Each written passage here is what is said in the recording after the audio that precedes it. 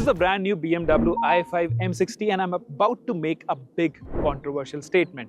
I'm going to stick my neck out and say that this is my current favorite BMW M car. Now, why is that? Well, first of all, it offers silly performance in a straight line, but most of all, it is the driving dynamics because it feels like a proper BMW M car. It has that signature BMW M driving dynamics in terms of ride and handling. So I think that is this car's party piece. And on top of that, I also think it offers great value for your money because at 1.2 CR, I think it's priced really well for the kind of... Ladies and gentlemen, I failed mathematics in the 10th grade and even I know that that is just bad financial advice.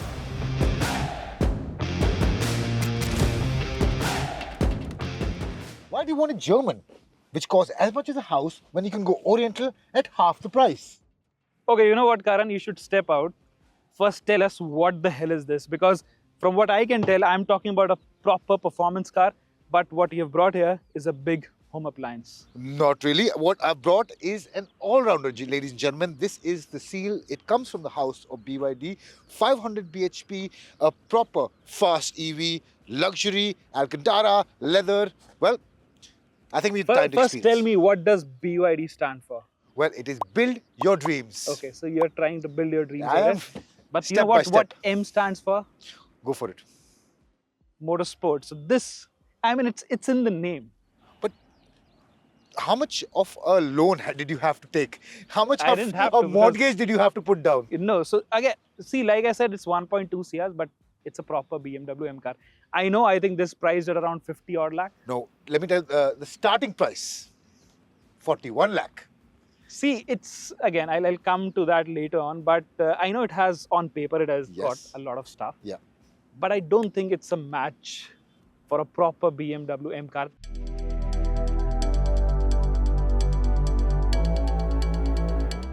Okay, cool. So we are going to go out for a drive and we'll decide. I'm going to drive the BYD. You sit with me. And we'll leave the M experience for later because you leave the best for last, right? Wait, hold on. Now, before we go for a drive, let me quickly touch upon the design. Because Shivank, Bhatt, what you have there is an absolute flying brick. It may be imposing, but it is big and it's bulky and it's just in your face all the time. Look at this. This is going to be known for badge value and visual drama. This has this Exactly, that's what this has, the vision. So you know what? Okay, I'll give it to you. It doesn't look like a brick, first of all. Yes, it's a heavy car, but this is also heavy. Design, yes, you know, honestly, I think the new 5 Series, the latest gen, it definitely looked odd initially. But I think it's initially? Initially, yeah. But it's growing on me. I think it's growing on me, especially this i5 because it has got those big wheels, 20-inch wheels. They look massive and they fill up these arches really well. So I think this design overall, it's kind of growing on me. And I think this generation of the 5 Series will have the same sort of effect as the E60, you know, earlier, bangle design where people used to criticize it earlier, but it aged really well. I think that's what we'll see with this generation. I know the previous Gen 5 Series was my absolute favorite. So this doesn't look as beautiful, I'd say, but I think it's going to grow on you because it has a typical BMW aggression. This, meanwhile, looks very soft and very, I mean, contemporary, yes, but it's going to age very quickly. It's all soft and sharp and, you know, it has that funny face. I don't think it's going to age as gracefully as the BMW. But I feel this is a chisel that is an absolute hammer. I mean, yeah, you could say that, but yeah, this, when you drive it, you'll change your opinion. Right. So let's quickly go for a drive and find out which of these cars offers better overall driving appeal. Of course, we are not talking about just the price. We are just saying at double the price is the BMW, double the car in that sense, right? So let's quickly, yeah, exactly. Let's quickly go for a drive and find out.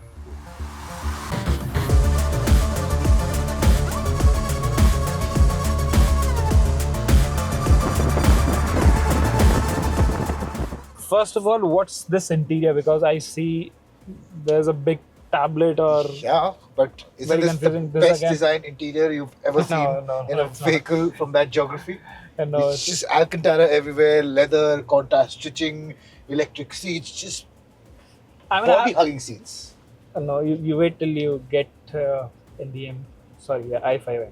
I mean, I like the quality for sure. Yeah. Everything looks very nicely put together. Yeah. It doesn't feel flimsy, even though I'm coming from an M. Yeah. Still, I think it looks quite good. Just high praise. Yeah, I think BYD cars in general, the quality, the fit and finish, it's up to the mark. Yeah. But yeah, the seats, they're nice and cushy, but it's not like a driver's car, you know. Give me some numbers. All right, 522 bhp, 670 newton meters of peak torque, 82.56 kilowatt hour battery pack, 0 to 100 in 3.8 seconds, my friend. And yeah, exactly, because at the back, the badge says it, Yes. 3.8 seconds. Yes. I mean, that's very cheesy. Honestly, it's a fast car. It's like trying too hard to be a performance car that you have to paste those numbers on the boot. That's a little weird because it's I think its whole identity is based around that number, 3.8 seconds. Yeah, fair enough. Like they want people to know Trying and too be hard. scared. Okay, we are going around a curve. Let's see. Yeah. Not bad. Okay. It's holding its own. Actually, yeah, it's not bad. He started screeching his tires just a tiny bit. Yep. Actually, not bad. Right? Not bad. So I think it brings a all-rounded perspective to the table. Actually, you know what? Yeah. Quite impressive for a not just for an EV. I'd say probably for A car in general. a car in general. To be very frank, yeah, it has got the power. Now, while he has all the fun, let me talk you through a bit of the interior highlights. You get a 15-inch rotating touchscreen infotainment system. You get a 10-inch instrument cluster. You get dual wireless charging. You get an 8-way and 6-way power adjustable seats. You get automatic AC vents. I think this is loaded to the gills with performance and technology. Okay, I give it to you. Performance is there. Yeah. Technology also, but I think I also drove it at the track at the BIC. Yeah. So it has all the electronics, but I don't think first it comes with the same sort of adjustability that you get with the M electronics or in an M car in general, because the i5 has a lot more sort of settings for driver especially. It has these modes which are very odd. It just has 3 modes, and it's not very tactile, dude. This button, I don't. It just says normal, eco, sport. I don't even think you can turn the traction control off, even though there's this button. Yeah, that's just for snow. I don't know what is it. That's snow mode. It doesn't feel as tactile, but the modes are pretty distinctive. You switch into sport mode, you get performance out of it. Eco really dulls the throttle response and the handling. So overall, I think they've tried to keep it simple. That's what my opinion. I think, yeah. See, to be very frank, yes, it drives really well. I mean, I'm surprised because I was expecting it to be just fast in a straight line. Yeah. But I still think the electronics are not as sophisticated, especially when you drive it fast around a track. Yeah. I think it doesn't feel all that natural how probably... Yeah, it doesn't feel that... I think the front end is a little taut, of course, but at the back, it tries to slide in an uncontrollable fashion. Yeah. And I think the electronics, when there is that slip, the electronics just... It's on-off electronics, it just cuts the power in and it just brings it back. Yeah. So it's very abrupt in that sense, but in the i5, I think the i5 is a little better in that sense. Relative to price, do you think the performance and the interior quality and the features match up? I mean, I'd say, honestly, I don't care about the interior, I don't care about the quality, to be very frank. Yeah. But that's okay, that's not going to be as good as the BMW, because BMW has a typical German finesse, right, in everything. This is not bad, of course, but I think in driving dynamics, this is a very surprising package. I won't say I have to drive the i5 again. I won't say it's as good as the i5, for sure it's not, because it feels a little loose in some regard. The steering, okay, good feedback, but it's not as communicative as the i5s for sure. But it's doing everything. I mean, whatever you want on the road. I thought it was going to be a one-trick pony in a straight line, but I think it handles well for sure. Yeah. The ride quality is not as supple as the BMW. as the BMW, or in general also, it felt a little bouncy, like going over, those big bumps. It doesn't feel settled. It feels confident for sure. Yeah. It feels planted, but it's always sort of this. There's this movement, always this vertical movement that you can notice from the suspension that is very typical of EVs. So I think it suffers for that for sure.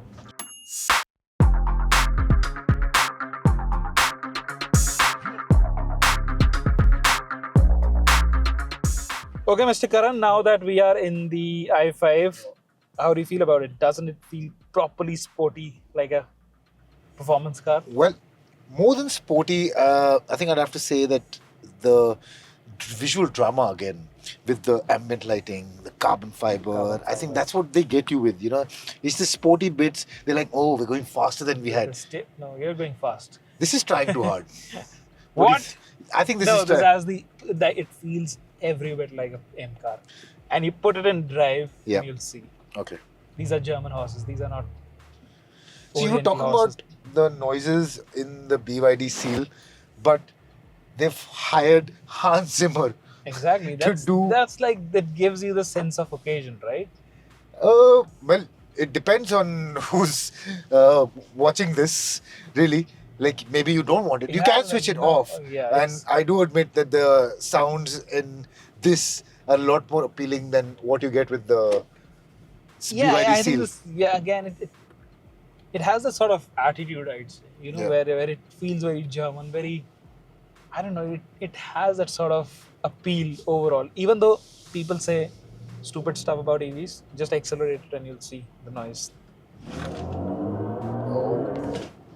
I think more than the noise, it's just a sensation. It really pushes you back into your seat. I will admit that when I drove the 530 Li, it was a bit underwhelming in terms of how it looked, how it performed. But the i5 is a different animal altogether. It feels taut, it feels communicative. The steering response is what I meant, is really good. It's really fast as well. But can't help escape the feeling that it's 1.2 CR. Okay. That's like in relation to the BYD. That's what I said. You brought the BYD. For a fast sedan. That's what I mean. It's good money. Okay, apart from the M2, right? What's the other M car? M3 is around 1.5 CR. Yeah. Too expensive, right? The M5, it's going to touch nearly 2 CR. Yeah. And I think, okay, cool. The M5 probably will have a little more drama, but in terms of speed, in terms of the sensation, I think this is a better M car, like a better everyday M car for the road, because you're not going to go for track days regularly, right? If you do track days, yes, you can buy the M2 or you can buy the M5 or you can buy the M3. But on the road, if you want that sort of engagement, driver engagement, you have the EV performance. It flies down the road. I mean, you should tell the ladies and gentlemen the way it brakes, the way it steers. Yeah. The BYD is good, but this is like the benchmark. This is definitely better. But with the M logo on the steering wheel, I can't escape the feeling that I just wanted a little more. This feels like an M car for the family. And I can't register that in my mind that they would want to compromise on anything. And somehow, in terms of its weight, in terms of how it throws itself around on a corner if you enter it too fast, the electronics try to shut you down, So those are the niggles that you have that's what I said, because when we drove... So maybe in comparison to the Seal, I get that it is probably just a tad bit of a better driver's vehicle. Not a tad bit. It's like much superior. But yeah, compared to, let's say, an M car... double superior. I think in terms of... Maybe 25%. Not 25%. This would have been optimum value for money at 80 lakh. I'll give you a very fine example. Don't be offended. What phone do you use? Samsung. What Samsung is it? S24. S24. So it has... I use an iPhone. Yeah. I'm not trying to be... Which iPhone? Snobby, right? But anyway. Oh. So yeah, let's say whatever iPhone I have. So 16 Pro. Yeah. Okay. So on paper, you'd say, this is Samsung is superior and iPhone is not. And maybe in some areas, if you just go for the technicalities, maybe the Samsung is a better phone. I give it to you. Or the newer Samsung or any Android phone. Yeah. They are good. But it's the user experience, I'd say, at the end of the day. It's that finesse when you use an Apple. I'm not saying I've been an Android user for the longest time, but when you use an Apple, is the user experience, is the interface, it's how seamless things work. And how seamless things work on day one or maybe after 3 years. You know, that experience doesn't go. But let's say in an Android phone or in a BYD Seal, I'm not sure if it'll have that sort of consistency, you know, over a long duration. So that's what I think, because BMW has been doing this stuff for, I don't know, for decades. Yeah. So they've finessed it over time. Everything feels nice. Everything feels like, you know, very well thought out. What are the performance figures for the? So this is i5? around 596 bhp. Of course, it's 100 bhp, nearly 100 bhp more, right? Around 80, 90 bhp more than the BYD. But I think it's also heavier. It's a lot heavier. It's 2.3 tons. The BYD is 2.1, I think. Okay. So it definitely feels its weight.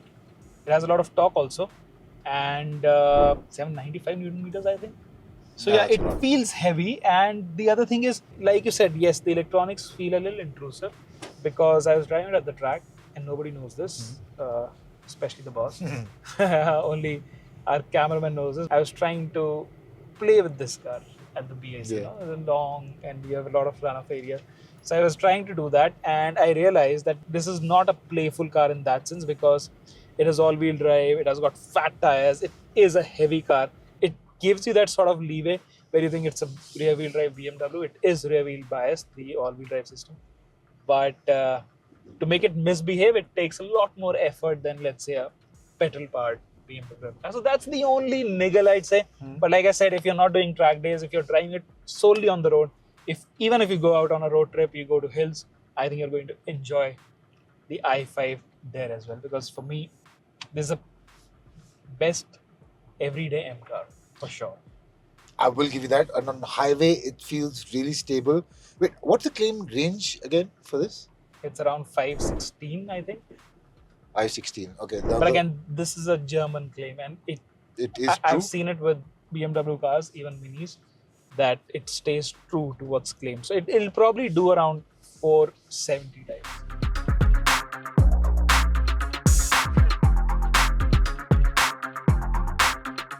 So I think, even for the ladies and gentlemen, I think what they will have to contend with in their head is really what you want from an EV, right? You know, you want everything without any compromises, but still have the performance. Maybe for them, there is nothing better than the i5. But you want your car to do everything that this can, but 1 CR plus is just a tad too much. You know? But I'd like for someone who has Seal money, they will never think of the i5. I think I'd probably break it down and say that the Seal is probably a better product proposition, right? In terms of when you look for the value it gives, of course. But if you want an outright driving machine and you want it to be an EV, I think there are not many cars which would come close to the i5. Probably maybe the e-tron GT, which is also much more expensive, or the Porsche Taycan. I've driven a lot of EVs over the years, all fast EVs. The e-tron GT is an absolute blast. Same goes for the Taycan, but they also cost a lot of money. I think this, I'd compare it to that. So compared to those cars, it is a bargain. It is from a legacy automaker. It has that, you know, driving feel of a BMW M car.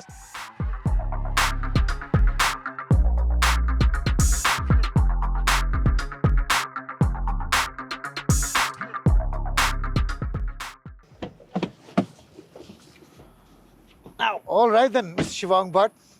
That was an interesting day.